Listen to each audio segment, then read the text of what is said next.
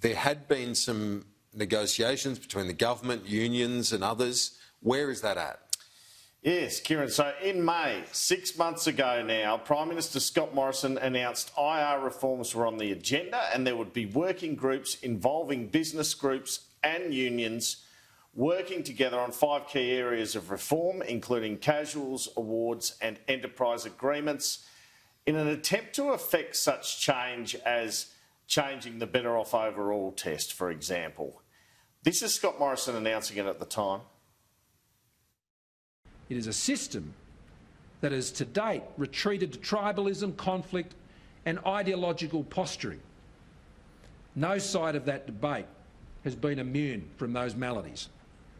This will need to change, or more Australians will unnecessarily lose their jobs and more Australians will be kept out of jobs. Now, the first step is to get everyone back in the room. May 26, IR reform was pretty important then. Well, it appears despite the fanfare and all the talk, and back then I think the Prime Minister said September or October there'd be a resolution, we're now in November, these reforms, I'm told, may not be ready by the end of the year, with just 2 parliamentary sitting weeks left.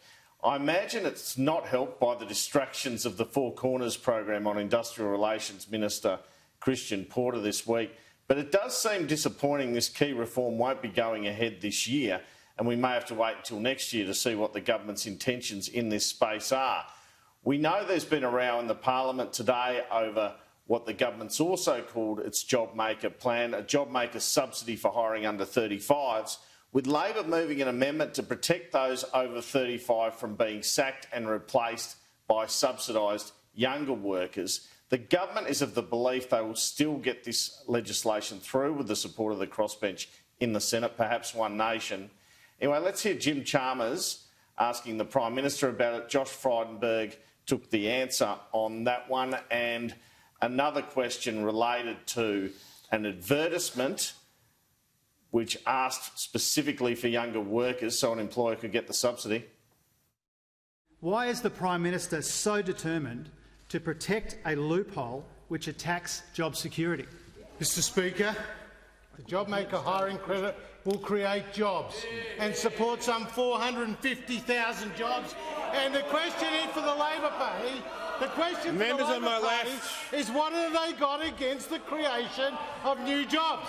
Now, the member for Rankin knows all too well that there are a number of protections in this legislation. Protections about additionality. Additionality in terms of both payroll, Mr Speaker, payroll and also headcount, Mr Speaker. There's also protections with the Fair Work Act, Mr Speaker, and there are also protections against contrived schemes. I never thought I'd see a Labor Party that was pitting young workers against old workers, Mr Speaker.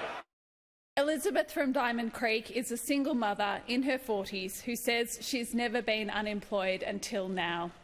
One job ad she found stated candidates under 30 were preferred so the employer could receive the hiring credit. Why is this government leaving women like Elizabeth behind? It should be noted that under the Fair Work Act, and there shouldn't be advertisements like that, but under the Fair Work Act, the general protections provisions, Mr Speaker, offer protection to employees who are targeted in any way based on a protected attribute such as their age. And as I noted, there are very serious penalties for anyone who took adverse action against those employers.